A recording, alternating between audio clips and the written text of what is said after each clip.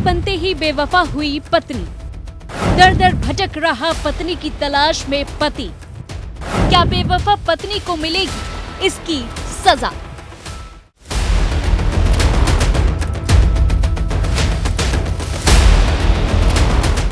खुदा किसी को ऐसी खुदाई ना दे कि अपने सिवा कुछ दिखाई ना दे। वो प्यार की कस्में, वो साथ जीने मरने के वादे सब कामयाबी के दहलीज पर पहुंचते ही खत्म हो गए, क्योंकि जरा सा कुदरत ने क्या नवाजा कि उड़ने लगे हवा में।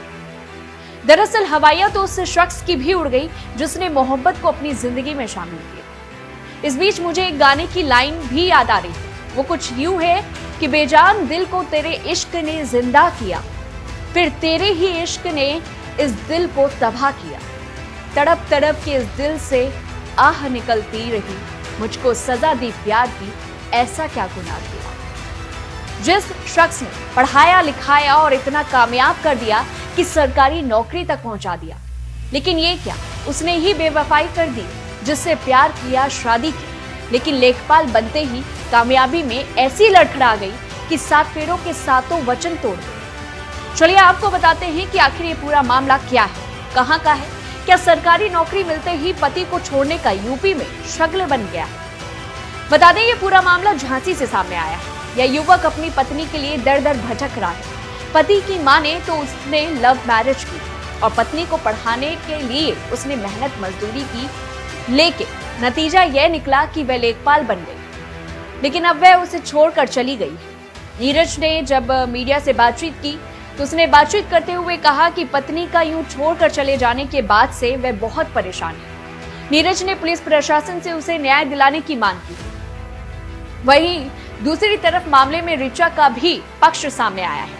ऋचा ने दावा करते हुए कहा है कि उसकी कभी भी नीरज से शादी हुई ही नहीं थी। नीरज झांसी के शहर कोतवाली अंतर्गत बड़ा गांव गेट बाहर बाबा का अटा इलाके का निवासी है। नीरज 3 भाई हैं, जिनमें से वह सबसे छोटा है।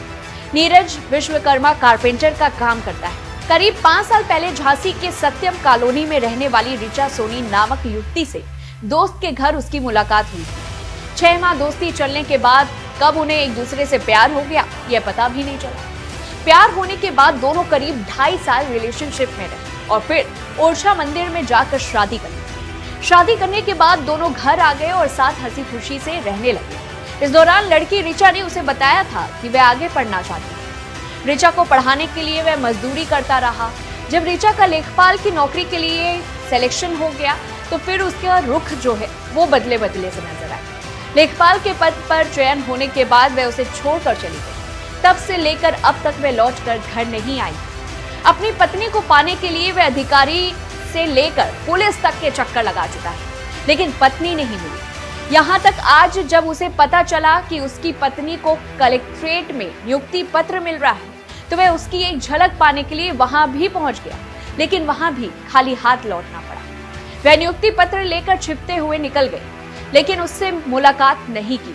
नीरज ने कहा, मैं 18 जनवरी से परेशान हूँ। मेरी धर्म पत्नी जो ऋचा सोनी विश्वकर्मा है वह लेखपाल बन गई, इसीलिए मुझे छोड़कर चली गई। अपनी पत्नी के लिए हर जगह जा चुका हूँ, लेकिन वह नहीं मिल रही। जब उसे लेखपाल का नियुक्ति पत्र मिलना था तो मैं कलेक्ट्रेट गया, उसे खोजने के लिए हर जगह देखा, लेकिन वह वहां पर भी नहीं मिली। वह नियुक्ति पत्र लेकर चली गई। मैंने उसके लिए हर कुछ किया। नीरज ने आगे कहा, हमने पढ़ाने के लिए बड़ी मुश्किलों का सामना किया। हम कारपेंटर हैं, जो चाहा उसने वो किया हमने उसके लिए। हम 400-500 रुपए प्रतिदिन कमाते थे, उसी से उसकी पढ़ाई कराई। कई बार तो कर्ज भी लेना पड़ा। आज हम दिन रात उसे याद करते हैं, रात में नींद भी नहीं आती। आज वह कहती है कि हमारी शादी नहीं हुई है। हमारे पास शादी की फोटोज और प्रमाण पत्र है। क्या यह सब फर्जी है? हमारी ओरछा में शादी हुई थी फरवरी 2022 में।